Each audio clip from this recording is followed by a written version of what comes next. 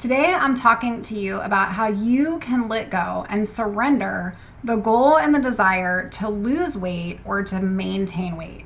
Because the reality is that when you've had an eating disorder for some time, the goal has always been to cut the calories, cut the carbs, restrict the food, and we live in a place of diet culture taking over our mind, our beliefs, and our reality. But when you choose to put your recovery first, you also have to let go and surrender the desire to lose weight. So in today's show, I'm going to talk about how you can begin doing that. And if you're struggling with this, I think this is going to shed some light to help you navigate your next step forward. Here we go. Hey girl, welcome to the Her Best Self podcast. I'm Lindsey, former competitive figure skater and perfectionist, turned God-led imperfect boy mom and digital CEO. If you find yourself constantly thinking about food and wondering if you'll wake up one day free from the obsessive thoughts and behaviors controlling your life, then I've created this podcast for you because I know exactly what it's like to be a downright hot mess trapped in a destructive cycle of disordered eating. I finally found freedom, and you can too, girlfriend. So if you're ready to heal your relationship with food and body and break the chains of control and show up in your best health, then grab your favorite Tarjay journal and let's get to it so you can start living your best life as your best self. So I want to start today's episode and give you just an overview of what we're going to talk about today. And really that is the shift in perspective of your goals. When you're a high achiever, when you are a go-getter, when you set high expectations and you conquer them, it's really hard to have a shift in perspective. This is where your identity comes in. And this is why it's so hard to shift the identity of someone that believes thin is in, or that being the lowest weight possible is the best for you, to someone that embraces the ability to surrender that in recovery and step into your true natural body size. This part of it is so hard because you have to shift perspective of your goal. And the reality is that recovery requires complete surrender and a shift of how you view weight loss, how you view weight maintenance, and how you view weight gain. And we have to first focus on this shift from weight loss as being our primary goal in life to recovery freedom being our primary goal in life. This shift, it doesn't happen overnight. In fact, it can take some of my clients a really long time. But the reality is it's a shedding of a false self and stepping into a brand new you. If you've been hit with diet culture, where we are programmed to believe that we can't trust ourselves with food, that you need rules to follow, that you need guidance, that you're not supposed to eat before a certain time, that you can't go to bed and eat food right before bed, like all of these rules that we regularly talk about on this show, but that you experience in your own life. It's hard to shift from believing those truths that are validating the disorder, that are actually enhancing the disorder, to a shift that weight loss is not your primary mission on this planet. The shift doesn't happen overnight, but I want you to think about your belief of weight loss and how this impacts your current reality, your current recovery, and your path into your very best self. Because as I was navigating my own recovery journey, I realized that my goal, literally my entire goal for years and years, was to lose weight or to maintain the weight that I had managed to get to. And so what I want you to be able to shift perspective on is what it takes to fully embrace recovery. And that is, you have to think differently. You have to believe differently. Think of it like this. Do you identify as someone who is super weight conscious constantly?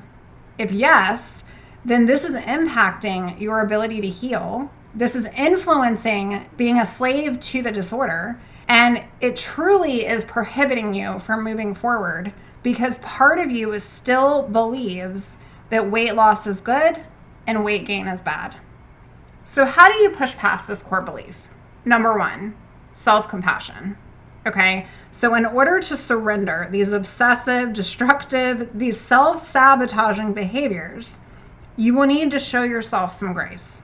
Granting yourself permission comes into play here, but we have to change to heal. And in order to question those previous and those current beliefs that you're having, part of that is sitting with the feelings of, what am I so scared of? And where have I not been giving myself compassion and grace? So again, you've been programmed to believe that weight loss is good, no matter the cost. We live in a society where we see these before and after pictures. We promote all these diet products, and they're constantly shoved down our throat on the daily. Undoing this narrative takes time, and part of it is really having that self-compassion for you. You're not like other people, right? And honoring that you're not like other people. And your vice has been to control your body size because of these beliefs that you've put on. But they aren't you. They don't measure your worth. And so before we can really shift our perspective, we have to give ourselves some grace. The second part of this involves acceptance. Part of self-compassion is actually having an acceptance mindset. And it's really important to see the reality that while weight loss may be okay for some people, maybe some people really do need to lose weight for their health condition, or something is going on, right? Where they are working with a professional and a doctor to lose weight in a healthy way. But that's for some people. And when you've been eating disordered, it's important to understand that viewing weight loss for yourself is a goal that keeps you striving for an unrealistic, unhealthy expectation of you, and it's never going to do anything good for you. I had to dive into this. I had to believe in my heart that I could never try to lose weight again. Like, after I went through recovery, it was honoring that I was just trying to have a healthy relationship with food and learning what it meant to have a healthy relationship with food. And that meant no counting macros, no counting calories, and no measuring things, because that was a slippery slope. It became super obsessive. I knew that about myself. And so I would set boundaries around those things in my life. And part of it was granting the permission and having that perspective of understanding that for some people that is okay. And I'm not them. And that is okay. And it doesn't make them bad, and it doesn't make me bad. It simply is, I'm not going to put myself in a position where I'm putting myself into a vulnerable place that is going to go nowhere fast. Number 3, I want you to really make a plan to surrender the desire to lose weight. It's also coming up with an understanding that weight loss isn't good at all costs, and weight gain isn't bad. What we're doing when we're recovering and trying to weight restore the body is we're going against those internal beliefs that we've held so tightly to, that if I gain weight, I'm bad. Sis, the reframe is that my body needs nourishment to function at its highest level. And therefore that might require right now that I weight restore. But that doesn't mean I'm bad. That doesn't mean I'm lazy if I cut back my exercise, right? That doesn't mean that I have no control over food if I stop restricting it. Action before belief is what it takes. You have to discard the clothes that are not attainable to begin with. And that is going to limit having this awful response when we're trying to put our body into something that wasn't made for us in the first place. I remember going into like TJ Maxx or Marshalls or whatever, and there was no size there that could fit me because I wasn't even in an adult female's size clothing. And part of me would get frustrated, and then the other part of me used that as an advantage to go, you know what, like, this is crazy that I'm measuring my standard against myself and it's not even attainable. And when it has been attainable in my life, it's going to measures that are no longer sustainable. And I don't want to live like that anymore. And so what does that look like for you? Maybe it's stop contributing to wellness culture. If we're doing things where we're buying these products or we're promoting other people's stuff that is contributing to this dysfunctional culture and view of females' bodies, like how can we stop showing up for that? Setting better boundaries for those that are also close to us. It's so important you sit with people that are going to clap when you're winning and that aren't talking behind your back, right? In the disordered mind, we fear everybody's judgment anyways. So we need to put ourselves in a place where we're surrounded by supportive women that are going to build us up. That's what I love about our community, herbestselfsociety.com. You can find us out there online because we have women recovering together. And yes, at their own individual pace, many of which I'm working with privately. The value there is that you have folks that are honoring you and are clapping for you to go against what society is saying is good. Meaning, are you nourishing your body? Are you honoring you? Are you learning to love the skin that you're in, even if you don't like your body right now? Because so many people want to post these before and after photos of how much weight they've lost. But how about the before and after photos of how much weight gained? I've always thought about doing that. Like, what would people do if I posted a before and after photo of the weight I gained? Would they still be clapping? We live in a dysfunctional society. And so honoring yourself, putting yourself in rooms that are going to help you, support you and your recovery journey is so important. And for me, that looked like no longer sitting at tables with people that were going to put me down. No longer being around friends that were going to talk about restricting their calories. No longer going to be put in those settings and experiences with people that were not going to contribute to the success of my recovery. Diet culture says that you can't trust yourself with food. The reality is you don't need rules. You don't need guidance around food because those rules haven't served you. They've kept you trapped. They've just become more rigid. When you give trust to your body learns to trust you. I want you to start journaling when you have this desire to lose weight or this desire to maintain the weight that you're at. I have a lot of women that come through coaching with me and we get to a healthier place, which is incredible. And then we get there and many of them realize that their goal is shifted. They once were trying to gain weight and now they're terrified of gaining over what they feel is their maintenance zone. I get it. I've been there. But the reality is this is still a self-sabotaging behavior. And you're validating the belief that you can only recover up to this point, or you're only granting yourself permission if you maintain your weight once you get to what you believe is your set point. So what do you need to put into place to stop glamorizing the idea of losing weight or staying in a maintenance zone? Well, it might look like stop scrolling on social media or following those accounts that are not good for your heart and for your recovery. It might be to really think about that body checking that you're doing. Like, how often are you body checking and putting yourself down and picking apart different parts of your body?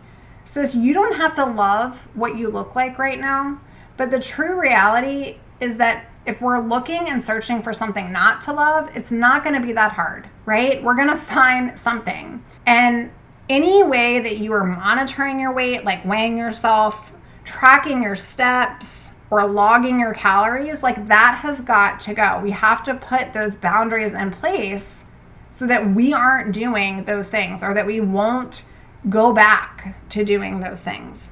After today's episode, I want you to choose one action and go all in on it. If you want to recover, but you're only allowing yourself to be X number of pounds, that's not recovering. Remind yourself today, sis, that it's okay for them, but not for me. I used to watch my husband eat and I would be like, oh my gosh, that's okay for a full-grown man to have that, but I can't have that. Why not? Why not? Why is it that I have to order the salad and he gets the burger? No. You are worthy. You are worthy. Instead of ordering the salad, how can you reset your focus? How can you go, you know what? I'm worthy of the burger. I'm worthy of the choice. I'm worthy of doing the hard thing. That doesn't mean I'm going to blow up, and it doesn't mean anything about me. The bottom line, sis, is that your goal will need to shift to health and happiness. It has to shift away from how do I lose weight and how do I maintain my weight and how do I not gain weight to whatever I need to do to be healthy and ultimately happy and living at the highest version of me. Getting your body to its natural state, it will only come once you stop restricting and once you stop doing the unhealthy behaviors that are no longer serving you. Your identity, it's not based on a number, it's not based on a metric, it's not based on a step count, it's not based on a calorie, it's not based on what you had for dinner. Dr. Maria Rego, the president of the National Eating Disorder Association, said it like this: when you no longer value the eating disorder, you don't buy in to the idea that you should be engaging in weight loss or unhealthy eating patterns. Sis, this is your reminder today that you can surrender the cycles in your life that are keeping you trapped. You can lay it down daily. You can say, you know what? Maybe for a majority of my life, my goal has been to lose weight. Maybe for a majority of my life, my goal has been to be under this amount of pounds. Maybe for a majority of my life, my goal was to be the smallest person in the room. But who's to say that's serving you? That's keeping you small. That's keeping you stuck. Recovery requires that you completely surrender and you have a shift of this perspective. It's not going to happen overnight. It's going to go against everything you've known to be true. But the first step is defining how you can show up for you and grant yourself compassion and permission to change. The next one is accepting what got you here. Your view on why you feel that losing weight is the ultimate thing. Then I want you to make a strategic plan and take one action forward. When you give trust to your body will trust you. Friend, I hope this episode has helped you in some way. And if it has, can you please do me a solid? Go on out to iTunes and Apple Podcasts and rate and review the show. This is how the podcast gets seen by so many other women out there that need to hear the messages of hope and inspiration. Our mission here at Her Best Self Co. is to change the way that women view their bodies, view their life, and stand up to the eating disorder, because you are not your eating disorder. You are worth so much more. Stop giving your power away and start standing in your truth. I love you, friend, and I'll see you real soon. Bye for now. Oh, friend, thank you so much for letting me share what was on my heart today. My hope for this podcast is to help more women find freedom from food and body. If this has empowered or blessed you, let me know. I'd be honored for your rating and review of my show, and I'd love to connect with you in my private Facebook community. You really can move from perfection to purpose. Let's break the chains together. I'll help navigate the way. Until next time, bye for now, girl.